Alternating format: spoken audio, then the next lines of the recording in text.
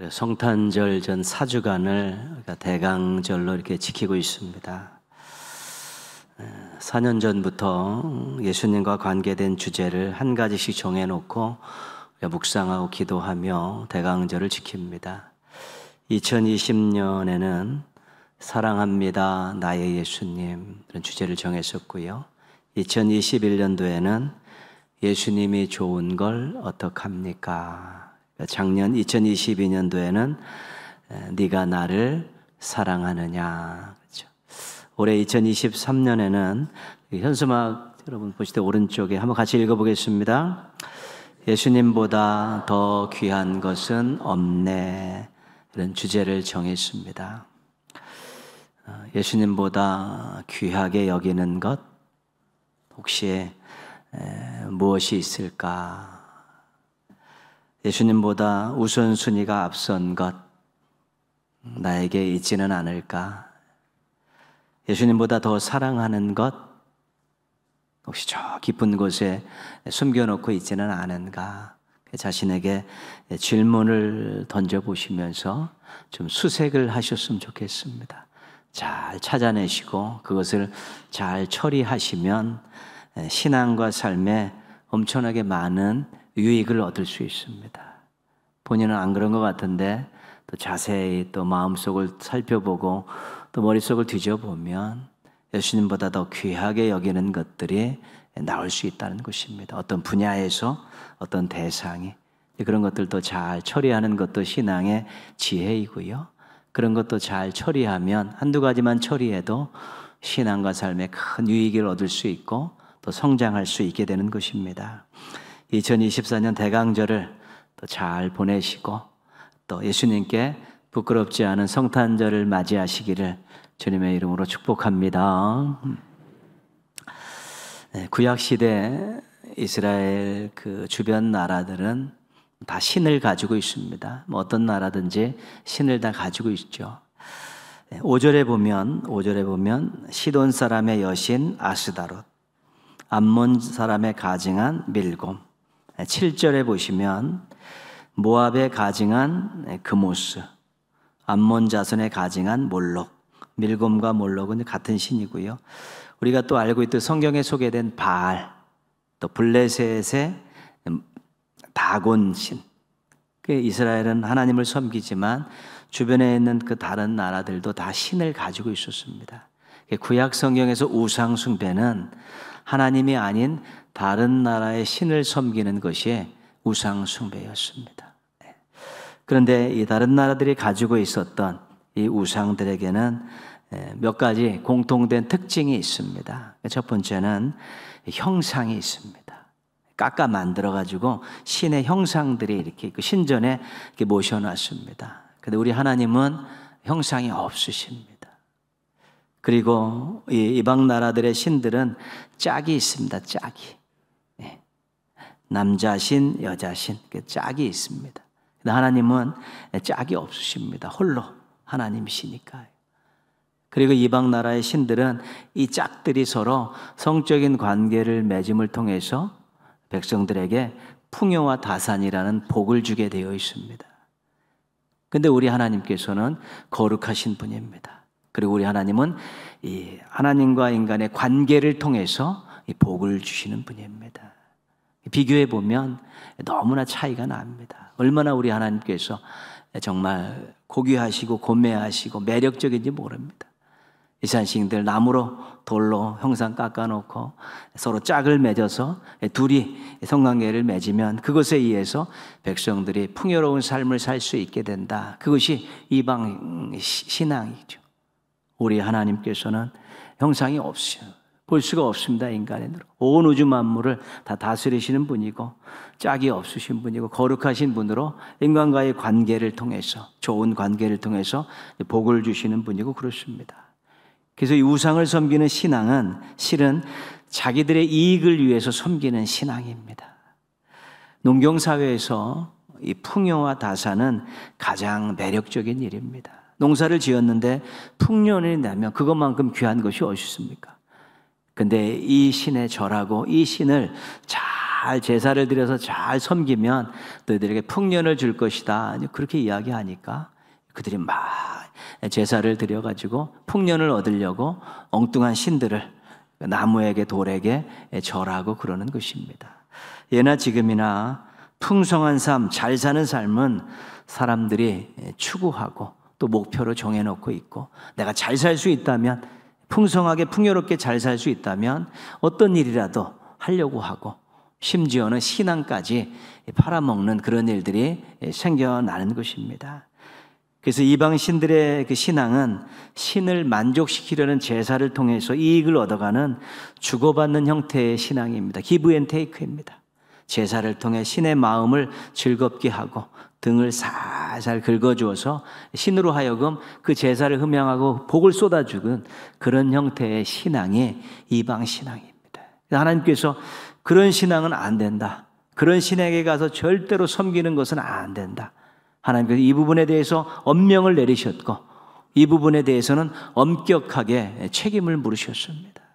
왜냐하면 그것이 백성들이 행복한 길로 가는 것이 아니기 때문에 그렇습니다.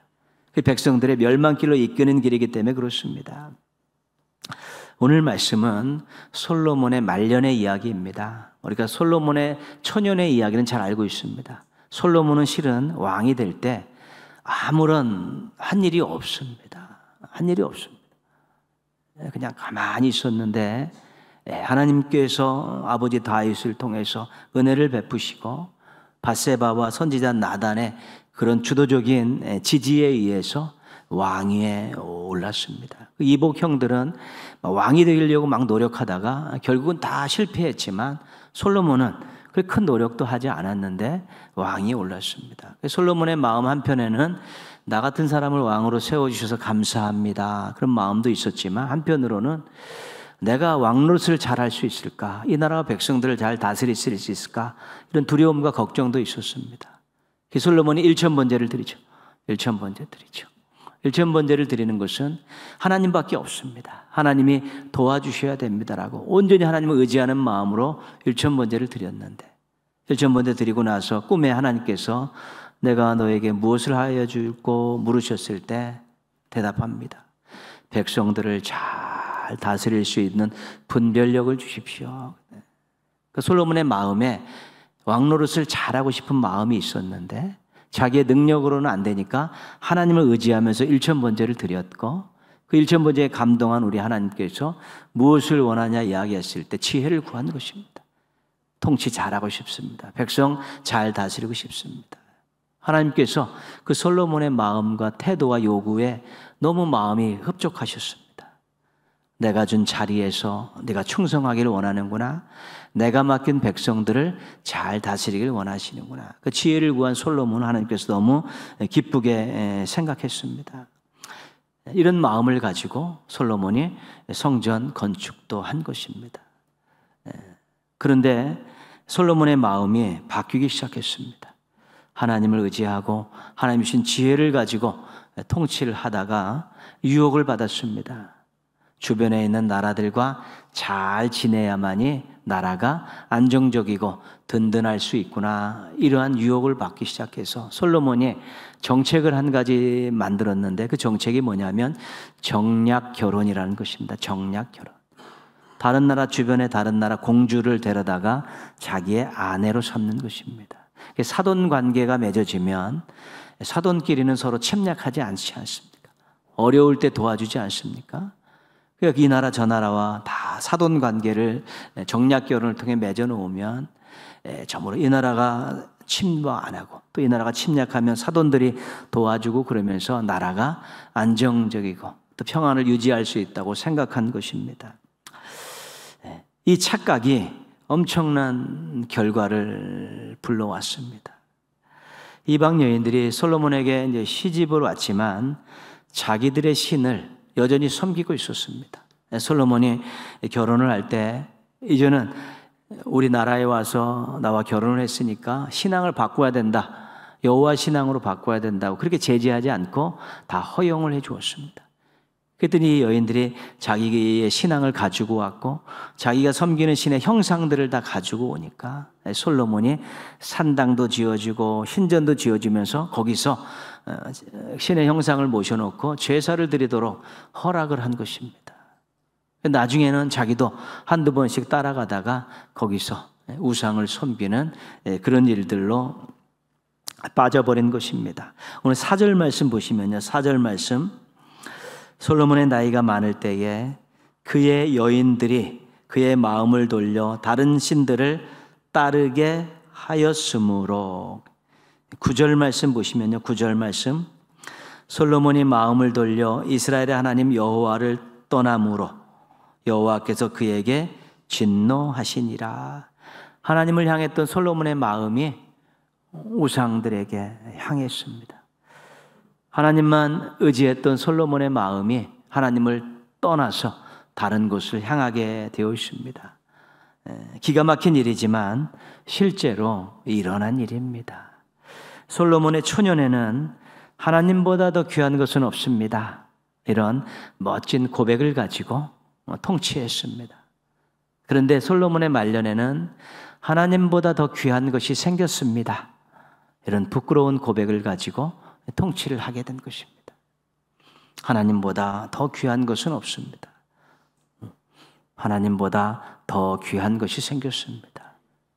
솔로몬의 이 마음이 돌이키고 하나님에게 떠난 우상 숭배 때문에 나라가 두 쪽 나는 그런 엄청난 비운을 겪게 된 것입니다. 하나님보다 더 귀한 것이 없습니다. 이런 멋진 고백이 있고 하나님보다 더 귀한 것이 생겼습니다라는 부끄러운 고백이 있는데 솔로몬의 주기 초와 주기 말년이 이렇게 바뀐 것입니다. 한번 따라 하겠습니다. 남 이야기가 아닙니다. 내 이야기도 될 수 있습니다. 경각심을 가지셔야 됩니다. 솔로몬이 무너졌습니다. 신약 시대에는 로마가 세계를 제패하고 있었습니다. 헬라가 통치하던 그 영역을 로마가 이제 지배했는데 헬라에도 엄청나게 많은 신이 있었고 로마에도 신이 굉장히 많습니다. 우리가 그리스 로마 신화라는 책이 있습니다. 그 책 속에 보면 헬라의 신, 로마의 신들이 다양한 분야에서 모든 것을 장악하고 다 존재하고 있습니다. 그 시대는 신 이야기가 아주 중요한 메시지입니다. 사람들이 입에 늘 오르내리고 그 신들의 그런 이야기를 통해서 교훈도 얻고 경각심도 갖고 그렇게 되어 있습니다. 신 이야기가 판을 치는 이 종교 문화를 가진 시대가 신약 시대입니다. 그 주라는 그 주님이라는 이 말이 헬라어로는 퀴리오스라는 뜻입니다. 퀴리오스, 주님, 주 이런 뜻입니다. 예수님께서 십자가에서 죽으셨다 사흘 만에 부활하시고 40일 이 땅에 계시다가 승천하셨습니다. 그리고 성령님이 강림하셔서 초대교회가 세워졌습니다. 초대교회의 성도들이 또 제자들이 밖에 나가서 외쳤던 말들이 있습니다. 예수님께서 십자가에서 죽으셨다가 사흘 만에 부활하셨다. 우리는 이 일의 증인이다. 십자가에서 죽으셨다 사흘 만에 부활하신 예수님이 주님이시다. 큐리오스다. 이렇게 외쳤습니다. 우리의 주님은 예수님밖에 없다. 이 예수님을 믿고 구원받아라.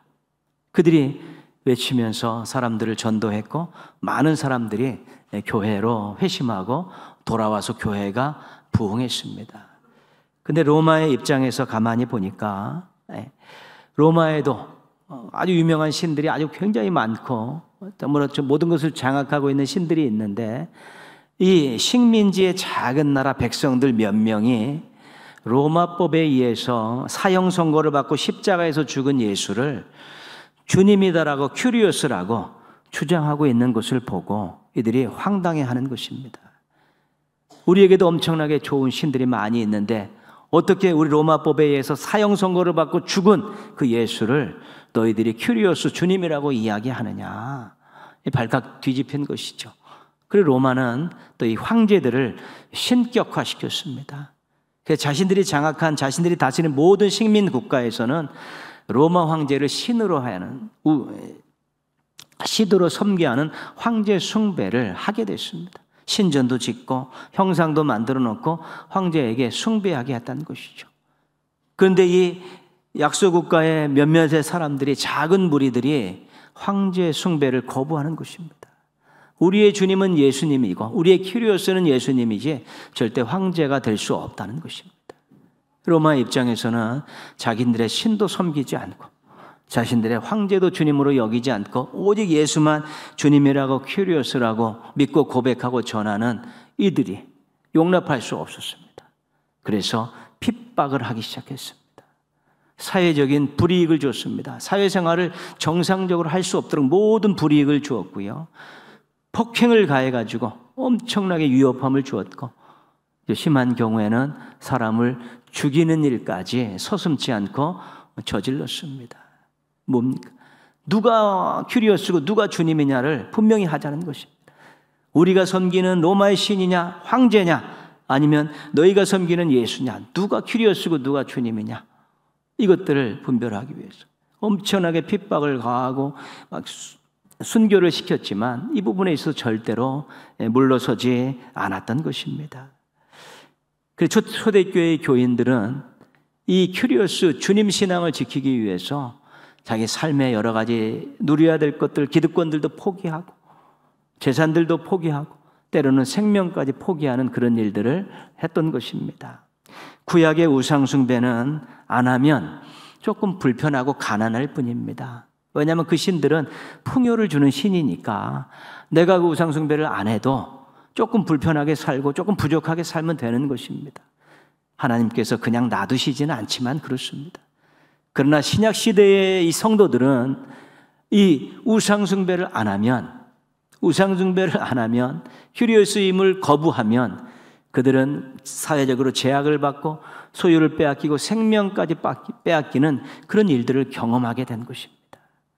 신앙의 이 성도들은 주님 대신 예수님보다 더 귀한 것이 없습니다, 이런 살아있는 고백을 가지고 있었는데 이 고백을 지키려면 자신의 것을 포기해야 했습니다.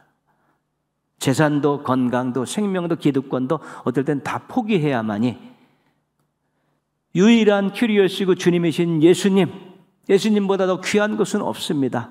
이것을 지켜내려면 그렇게 모든 핍박과 고난을 당고 수고하고 희생하고 생명까지 이런 그런 일들이 있었다는 것입니다. 어떻게 보면 이 신약시대의 신앙인들은 정말 존경할 만한 그런 신앙의 용사들이었습니다. 자신의 모든 것들을 다 포기하는 이들에도 예수님의 주님 되심을, 큐리오스 되심을 절대로 물러서지 않고 예수님 외에 예수님보다 더 귀한 것은 없습니다라는 고백을 하며 살았던 것입니다. 한번 따라 하겠습니다. 남 이야기가 아닙니다. 내 이야기도 될 수 있습니다. 똑같이 따라 하셨는데 느낌은 전혀 다른 것입니다. 우리가 살고 있는 세상은 모든 것이 우상이 될 수 있는 시대입니다. 보이지 않는 것들이 우상으로 여전히 건재하고 있습니다. 종교개혁자 칼빈은 이런 말로 인간의 타락한 본성을 꼬집었습니다. 인간의 마음은 우상 공장과 같아. 인간의 타락한 본성은 이기적입니다.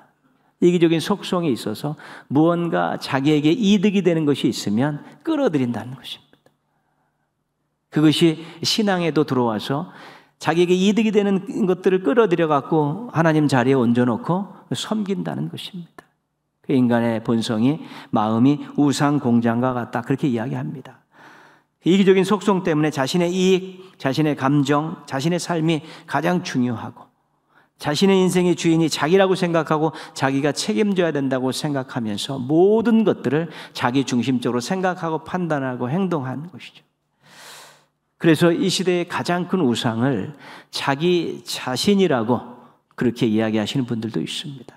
자기가 가장 귀합니다. 자기 생각이 귀하고 자기 이익이 가장 우선합니다. 그러다 보니까 신앙이 자리할 부분이 없고 우리 주님이 자리할 부분들이 점점 줄어드는 것입니다. 그런 가운데 이 시대가 쾌락을 부추기고 있습니다. 한 번뿐인 인생 즐기며 살아라, 그런 것이죠. 소비의 즐거움, 놀이의 즐거움, 말초신경을 자극하는 그런 즐거움들을, 이 쾌락의 요소들을 계속 이 사회가 양산해내고 있습니다. 얼마나 놀 것이 많습니다.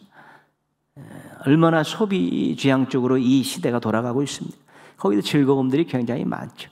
소비하는 그런 산업들이 기승을 부리며 성장하는 이유가 거기에 있고, 놀이 산업들이 성장하는 이유가 거기에 있는 것입니다. 인간의 속성을 자극해서 즐기며 살아야 된다는 것 때문에, 그러다 보니까, 즐기며 살다 보니까 잊어버리는 것입니다. 신앙이 뭔지, 하나님이 어떤 일을 하셨는지, 나의 주인이 누구신지를 자꾸 잃어버리게 만드는 것이죠. 그러다 보니 이 땅에 몰두하고 살다 보니까 초월이라든가 내세라든가 이런 부분들에 대해서 별로 관심이 없습니다. 예전에 이 부흥의 시대 때 설교의 주된 내용은 천국과 지옥입니다. 지옥이 이런 것이다, 천국이 이런 것이다라고 복음을 막 전하면 사람들이 두려워서 복음을 받고 그것을 사모하는 마음으로 복음을 받아들였던 데가 있는데, 지금 뭐 지옥 얘기, 천국 얘기해도 별반 그렇지 않습니다. 여기가 훨씬 좋은데, 즐기며 살 수 있고 마음껏 누리며 살고 쾌락적인 요소들을 가지고 살고 있는 이것이 좋은데, 아쉬울 것이 부족함이 없는데 이거보다 더 좋은 데가 어디 있겠냐, 이런 생각들이 젖어들기 시작하면서 신앙인 자체도 내세에 대해서 그렇게 큰 소망을 갖지 않고, 그러다 보니까 그 마음 한편에 우리 예수님이 주인으로 자리할 수 있는 공간들이 점점 좁아질 수밖에 없는 것입니다. 이 시대의 사람들에게 가장 귀한 것이 무엇이냐고 물어보면 어떤 대답을 할 것 같습니까? 아니, 우리 신앙인들에게 예수님보다 더 귀한 것이 있습니까? 라고 물어봤을 때 어떤 대답이 나올 것 같습니까? 여러분들은 어떻습니까? 악한 세력들이 우리 신앙인들을 공격할 때 가장 근본적인 것 하나 공격하면 모든 것들을 얻을 수 있습니다. 그게 뭐냐면 주인 바꾸기입니다. 주인 바꾸기. 주인을 바꿔버리거든요. 아니면 주인에 대해서 흔들림이 있으면 신앙과 삶이 와르르 무너지게 되어 있기 때문에 이 주인 바꾸기를 쿡쿡 건들고 계속 유혹하는 것입니다. 주인 바꾸기. 우리의 주인이 누구십니까? 우리는 하나님만 섬기기로 작정한 사람들입니다. 우리의 생명의 주인이 하나님이시고 우리 인생의 주인이 하나님이십니다. 우리는 예수님 믿고 구원받은 사람들입니다. 예수님 우리의 유일한 구원의 주인이십니다. 그런데 이 주인 바꾸기 흔들려버리고, 이 주인이심이 흔들려버리고 주인 바꾸기가 시작되다 보면 신앙과 삶이 다 흔들리는 것입니다. 그래서 이 주인 대심에 말뚝을 박아야지만 되는 것입니다. 이 주인 대심에 말뚝을 박아놓으면 웬만한 시험들은 넉넉히 이겨낼 수 있습니다. 전부 근간이 흔들려가지고 문제가 발생하는 것이죠. 우리 주인 대신 우리 하나님께서는 우리를 책임지시는 분입니다. 책임지시는 분이기 때문에 주인 바꾸기에 노란하지 않고 우리가 주인 되심에 대한 말뚝박은 신앙을 가지고 있으면 주인이신 우리 하나님께서 우리의 인생들을 책임져 주시는 것입니다. 주일은 주님의 날입니다. 예배는 주님께 드리는 경배와 찬양입니다. 성경은 주님께서 주신 말씀입니다. 기도는 주님께 드리는 간구입니다. 왜 이 말씀을 드리냐면 기본적인 것들에 충실하셔야만이 주인 바꾸기에 흔들리지 않는 것입니다. 뭐 뾰족한 수가 있는 것이 아닙니다. 주일을 귀하게 생각하고 예배를 성실히 잘 준비해서 드리고 매일 말씀생활, 기도생활 철저히 하면서 늘 하나님이 주인이시고 예수님이 구세주이심에 대한 흔들림이 없는 모습들을 철심을 박듯이 말뚝을 박듯이 박아놓는 이 기본적인 것에 충실할 때 주인 바꾸기에 유혹이 와도 얼마든지 이겨낼 수가 있고 인생의 여러 가지 일들을 우리가 잘 해결해 나갈 수 있는 것입니다. 기본이 무너지면 다 무너지는 것이고 기초가 흔들리면 흔들리게 되어 있는 것입니다.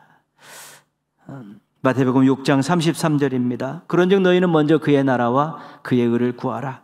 그리하면 이 모든 것을 너희에게 더하시리라. 우리 주님 1번 결정하라는 것입니다. 그럼 다 책임져 주시겠다는 우리 주인의 말씀이고 약속입니다. 이건 대강절을 보내시면서요, 나의 주님이 누구신가? 혹시 내가 주인 바꾸기에 노란하고 있지는 않는가 돌아보시면서 주 예수보다 더 귀한 것이 없네라는 이 고백을 아주 가슴속에 콱 새겨버리시고 또 말뚝을 박으셔서 정말로 주님 앞에 부끄럽지 않게 살고 세상에서는 당당하고 멋지게 살아가는 우리 하나님의 백성들, 또 하나님의 자녀들, 하나님의 종들 되시기를 주님의 이름으로 축원합니다.